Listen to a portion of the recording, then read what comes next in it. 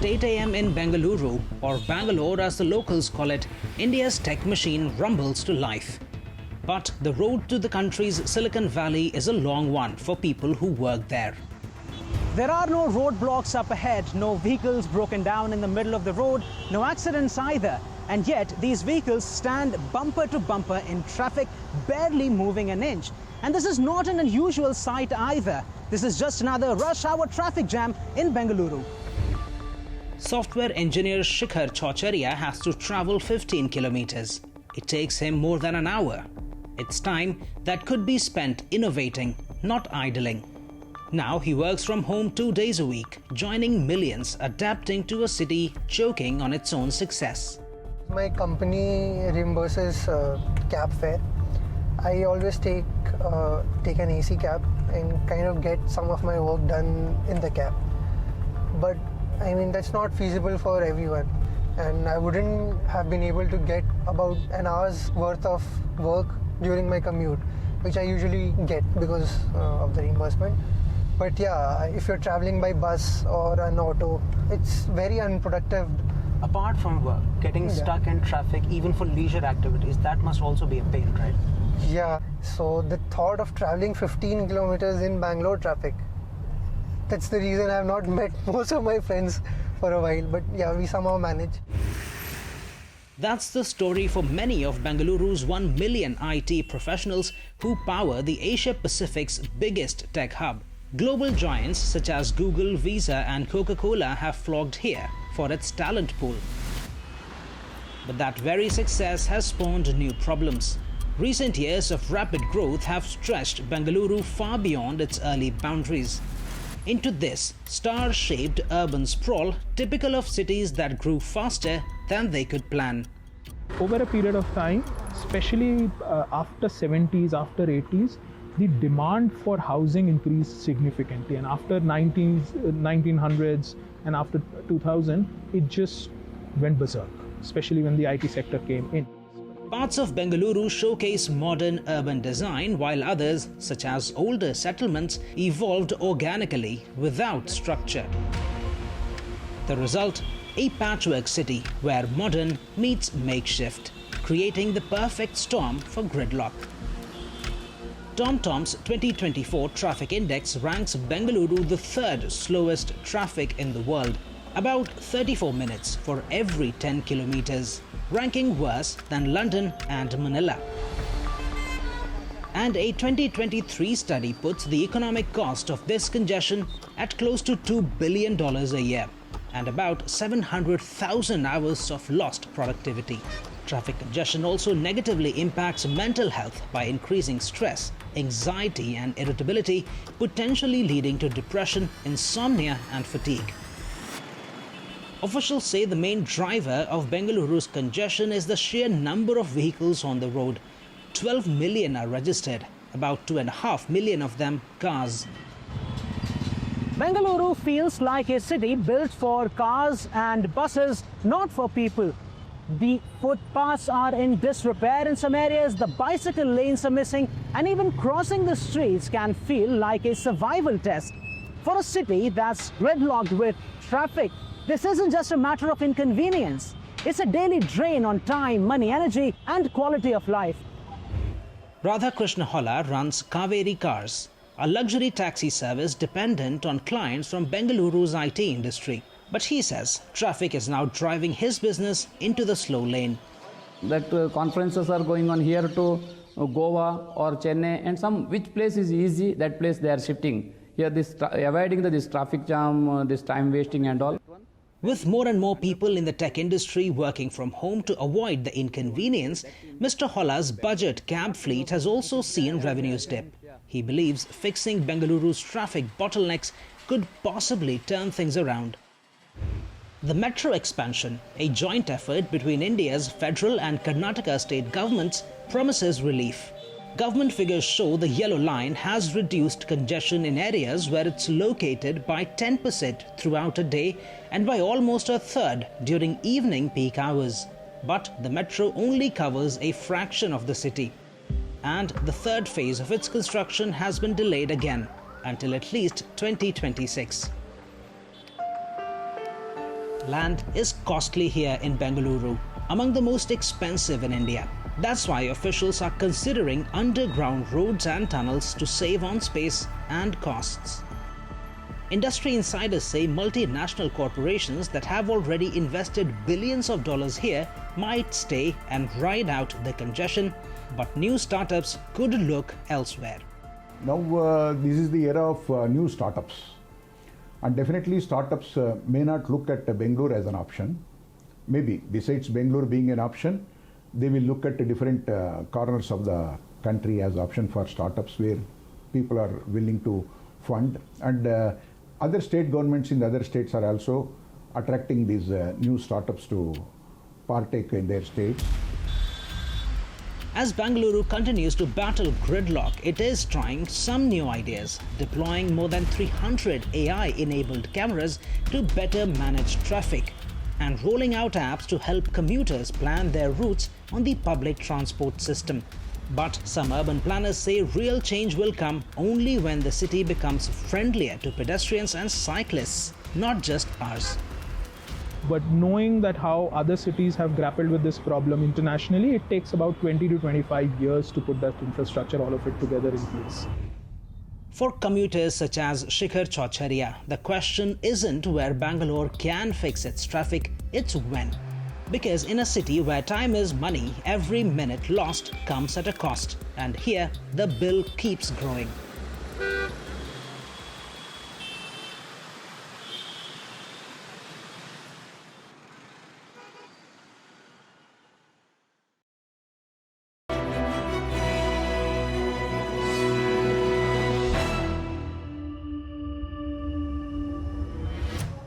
Every evening, Kuala Lumpur slows to a crawl.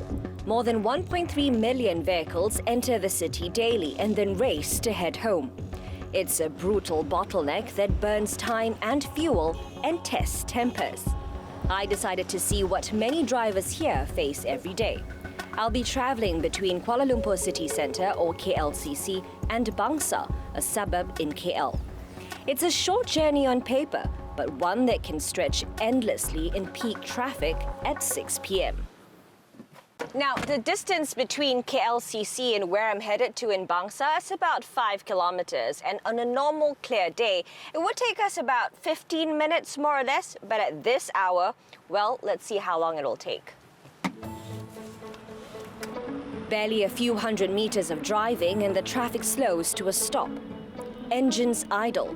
Motorbikes weave through gaps like threads in a jammed loom.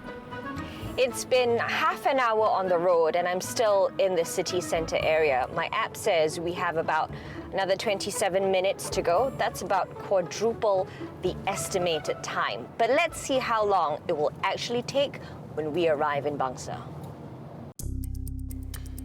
At peak hour, average speeds in downtown KL can be less than 25 kilometers an hour. According to Transport Network surveys, drivers in KL spend more than 159 hours stuck in traffic each year, wasting around 1,000 ringgit or roughly $210 in fuel just idling. By the time I reached Bangsa, the sun had already set. That 5-kilometer journey had taken close to an hour, a snapshot of what thousands of commuters endure every day. It's a problem decades in the making.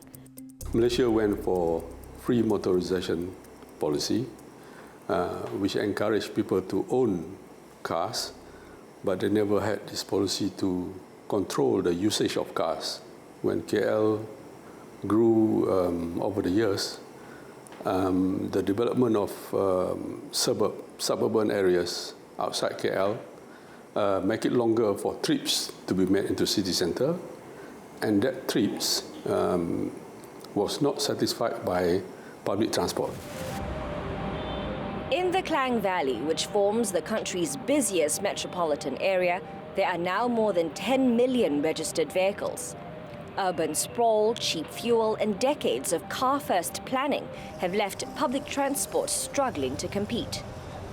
Their strategy was to look at the volume of cars, movement of trips by cars, and to satisfy the vehicles, increase the growth rate and so on. The more flyovers induce more cars.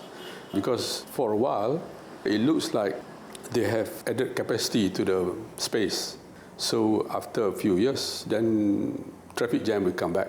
Congestion will start all over again. To help reduce the congestion, some local firms are experimenting with new technology, using data and artificial intelligence to make sense of traffic in real time. They deploy AI tools designed to detect and ease traffic buildup before it happens. It's part of a growing wave of innovation that uses predictive analytics like smart surveillance cameras known as IP or IPE cameras to help cities become more responsive. IP cameras has been evolving and the technology has been improved. The latest system on chips, we call it SoC, has allowed machine learning and allow deep learning to be incorporated inside the CCTV chips. So when you see that happen, camera can process the data real time at the edge. In terms of measurable success though, realistically, how much congestion can it ease? 10%, 20%? Well, of course, we have to build up this proper infra in terms of the technology base of the AI itself. We feel that AI can help in many ways to the redesigning of the whole ecosystem through the routing. So this is a planning need to be planned properly by the authorities and to be educating the public as well. Kuala Lumpur City Hall already runs its own integrated command and control center, a high-tech nerve hub powered by AI.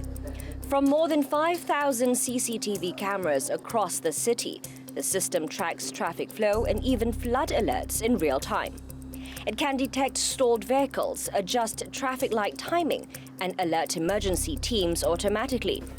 Still, technology alone can't fix how the city was designed or how people choose to move through it. City Hall says it's already shifting gears and working to make Kuala Lumpur more livable and less car-dependent. The KL Mayor recently attended the World City Summit and Mayors Forum in Vienna, where attendees exchanged ideas on tackling congestion and promoting sustainability. She says Kuala Lumpur is learning from global examples, from walkable planning in Seoul to congestion management in Singapore, while adapting solutions to suit local realities. What we need is integrated planning, integrated land use, and also integrated economics planning. One of my priority is to connect this first mile and the last mile in terms of this green connector, meaning that nice pavement, uninterrupted, seamless pavement for us to walk. City Hall is also expanding its fleet of free GoKL electric buses, promoting transit-oriented development and studying the possibility of congestion charges to discourage car use in the city centre, a step that would align KL with major cities like Singapore, Stockholm and London. The goal? To cut car dependency and double the share of public transport users from 20% today to 40% by 2030. We would like to provide a better quality of life. It's already good, but a better quality of life for all when the city is urbanizing. So I think this is one area that I would like to see and towards the livability. From AI-powered traffic systems to shaded walkways and electric buses, Kuala Lumpur is trying to conquer its congestion.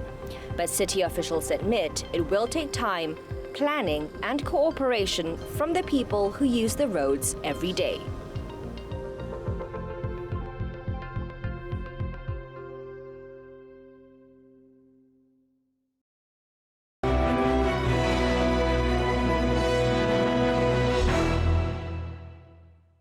For the past 8 years, Singapore has kept its car population constant, not by chance but by design, to ease congestion. In turn, more are walking, cycling or relying on public transport.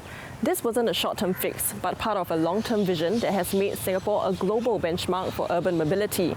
What's the secret behind its success?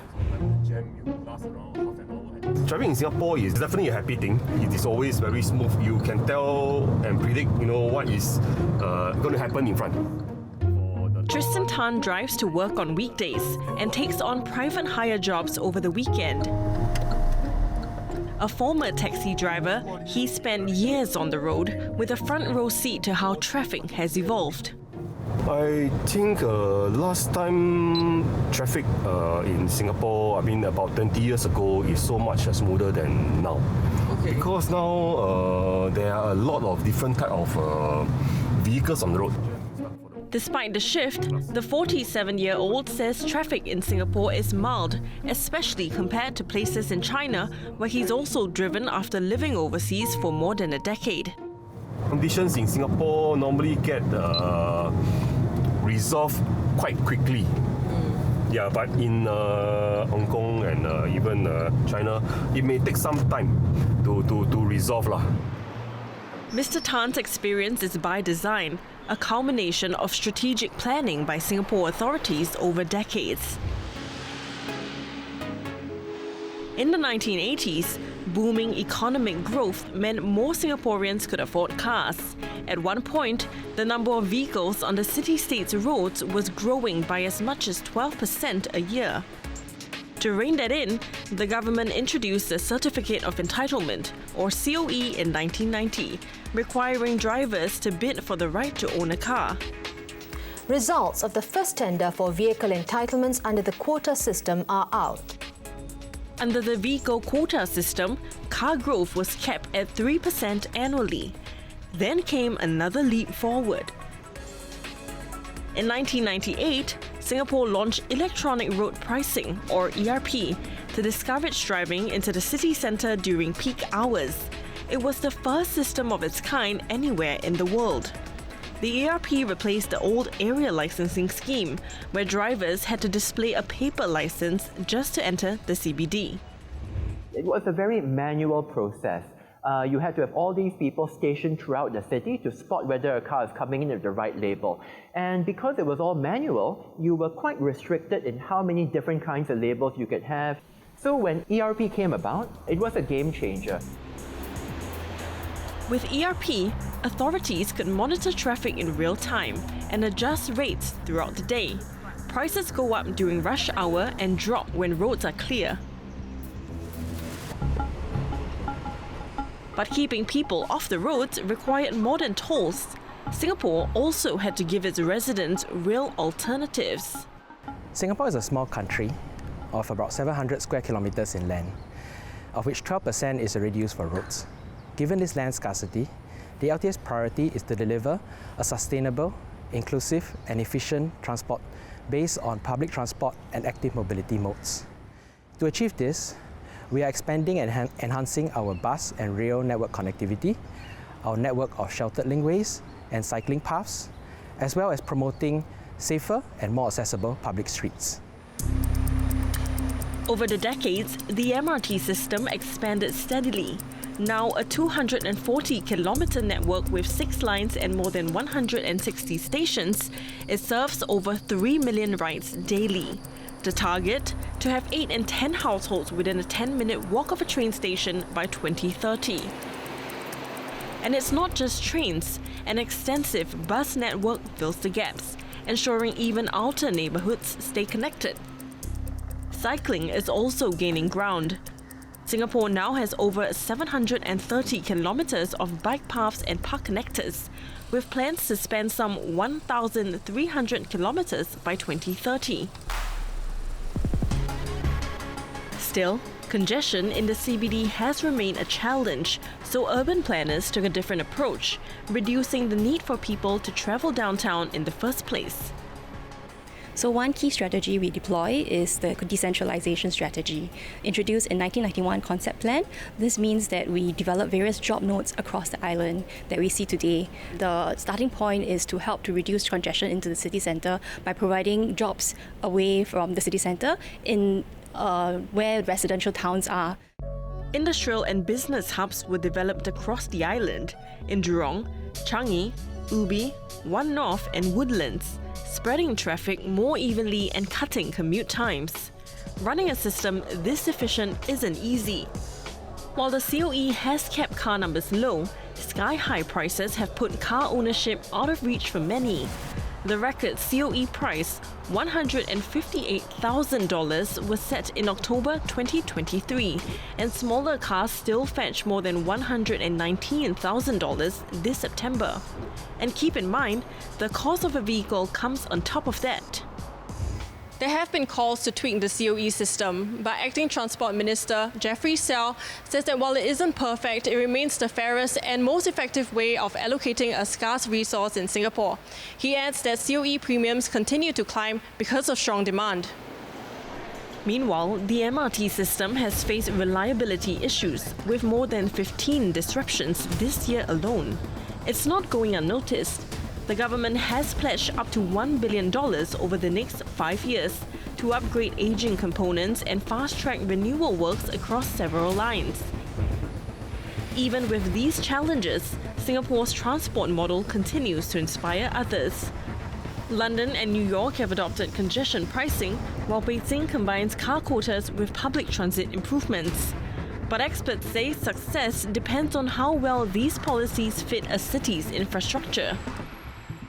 This reflects a social economic thing that we need to look into, because who are you targeting with such a policies?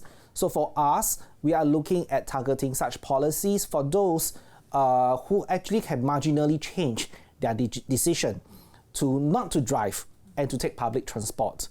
As Singapore looks ahead, the next chapter focuses on building a car-light and inclusive city. That's the vision laid out in the Land Transport Master Plan 2040, a roadmap to make commuting more sustainable, accessible and convenient, especially as the country's population ages. That means repurposing more road space for pedestrians, cyclists and active mobility users to create a place that not only moves efficiently, but moves better together.